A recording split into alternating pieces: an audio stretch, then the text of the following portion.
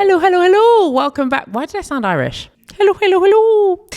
Or like Mrs. Doubtfire. Anyways, hi guys. Welcome back to episode 6 of Life Lived, Lessons Learned. Last week was a very shouty episode. Today's episode is going to be titled Embracing My ADHD. Your girl is neurospicy. I have been going up and down and round with this idea. So the reason why I want to talk about this anyway is because I think for me, what I realized was I have always thought and been told, whether that's been educated at school or whatever, we think you might, have a little bit of the ADHD.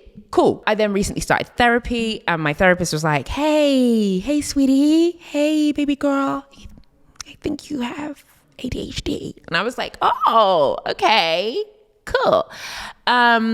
But I had a session with my therapist and I was like, listen, the reason why I find it so difficult to accept and or even go and get officially tested is because I think that word, that diagnosis, there's a stigma behind it. I was afraid. I was a little bit scared. I was a little bit worried. There is already a societal stigma against being on the spectrum, whether it's autism or ADHD or whatever. But I also think I come from like a very traditional Christian African household where labels like ADHD I would say are not, and I don't want to be judgmental when I say this, but they're not necessarily embraced easily, maybe is the right word to say.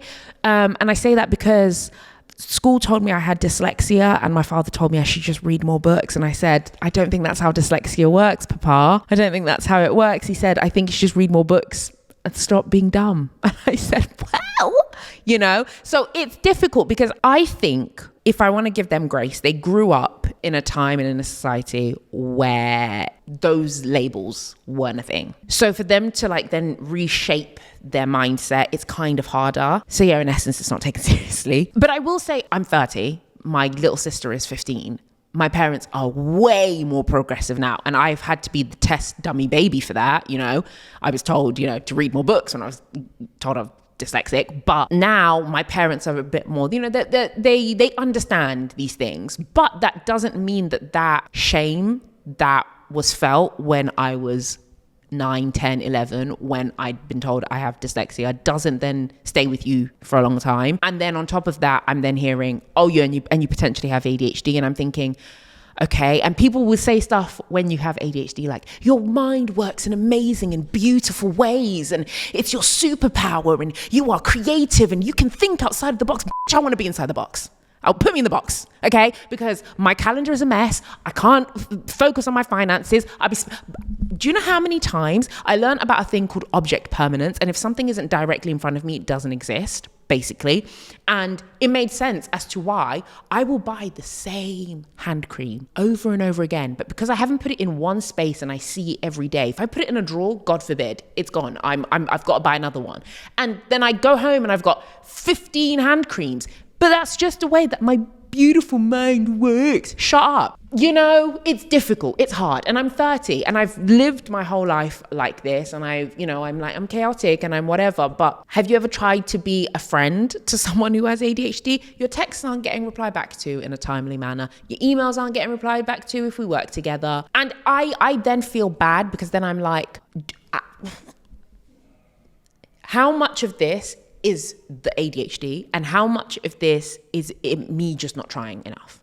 So then I beat myself up because I'm like, if you just tried a bit harder, but again, brain isn't set up like that. And I go around this Ferris wheel of just constantly could I do better? Should I give myself grace? Is it the ADHD? Is it just me? Is me and the ADHD one thing? Why am I trying to separate them? It's a whole thing. Anyway, the reason why I bring this up is because coming to terms with something that you find hard to come to terms with about yourself is one of the hardest things that I've had to do in recent years. It was a hurdle to even get me to take the test. It was a hurdle to even bring it up in therapy. It was a hurdle to bring it up in my relationships. It's a hurdle, right? So let's take ADHD out of the equation for a sec.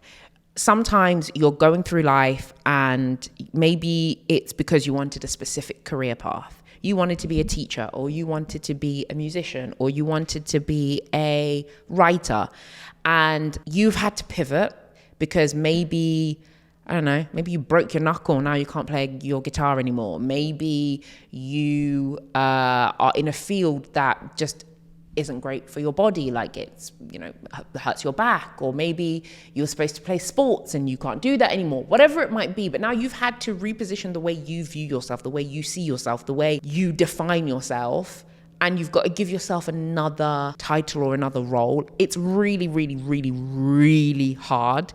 And I almost want to say, I don't actually have the answers. With this episode, I actually don't have the tool book, because I'm currently going through it. I'm currently redefining me, trying to figure out who I am, but also I am who I am. It's a balancing act. Do I stay with the labels? Do you know what I mean? It's difficult. And as you can probably hear it as I'm talking. It's kind of I don't have the answers. So I think actually for this episode, as much as I want to come here and be this is what I've learned and this is what I've done, I want to hear from you guys.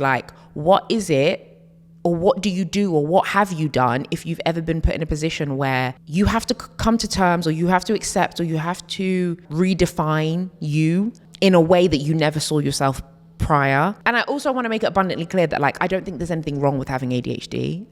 I do agree that the things that I've learned about my brain and the way it functions are crazy and amazing and slightly frustrating and slightly annoying, but it's not impossible to deal with. It's not impossible to live with. All you have to be really good at doing is the communicating part, and that's the part I'm struggling with. I'm struggling with the telling people, hey, I might be a little bit neurospicy. I might be a little bit, I've got, there's a little bit of ADHD somewhere there. There's a little bit there. So that means, my time management isn't great. I also, if somebody says, it's going to take 5 minutes, 5 minutes and an hour feel the same to me. I don't know what you're talking about. It's a 5-minute walk, so we're going to be walking for 3 days then. It's the same amount of time. I don't know, what are we doing? What are we doing? It's a pilgrimage? I don't know. So for me, you have to get good at communicating that, and that's what I'm struggling with. And I'm struggling maybe because I want to be able to wear it as a badge of honor, but for so long, society has made me feel bad about the characteristics that I have whilst having it. And I know my parents love to say this, my parents are going to see this episode, and my mom's going to be stop giving yourself labels. Stop giving yourself labels. You don't have to label yourself all the time. You're just late. You're just lazy. Girl, my therapist told me I have it, okay?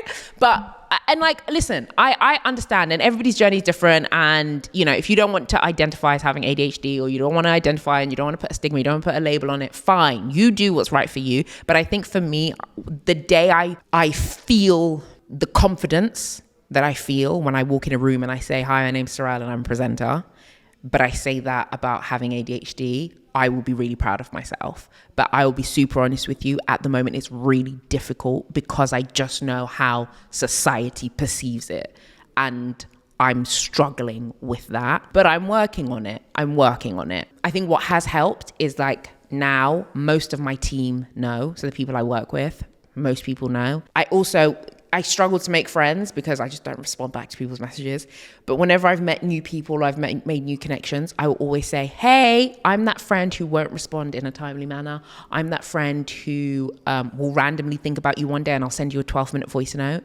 And then you probably won't hear from me again for another 3 weeks. I'm that friend who we meet up maybe once every month, maybe once every 2 months. But whenever we do, it's always love. And I love you dearly, deeply. But my brain just doesn't do normal, regular, scheduled this, that, and the third. It just doesn't work for me. But I'm getting better at telling people that. But I think I'm working on it. So I want to hear from you guys. What advice do you have for me? Well, how can I, and if you experience this, especially as someone of color, because I think, especially if you come from an ethnic background, it's hard in an ethnic household to be hey, I think I have ADHD, or hey, I'm dyslexic, or those words, first of all, don't really mean anything to them with peace and love. But also, I think sometimes there's a lack of sympathy. There's a lack of understanding sometimes, and it's through no fault of their own. Like I said, I was going to say something which would have been problematic, but I'm not going to say it. See this growth, but it's through no fault of their own. And as they are learning, I am learning, but I would love to hear from you guys anyway. Long story short, what can you do to help me figure out how to navigate from this point? And it's not just going to help me, it's going to help other people who are probably going through the same thing, because it's a journey, it's a hassle, but it's a journey we have to take. But thanks for tuning in. This feels like a therapy session, but the type of therapy session I like, because there isn't a therapist on the other side asking me questions. Alrighty, lots of love, and I will see you next week. All right, toodles.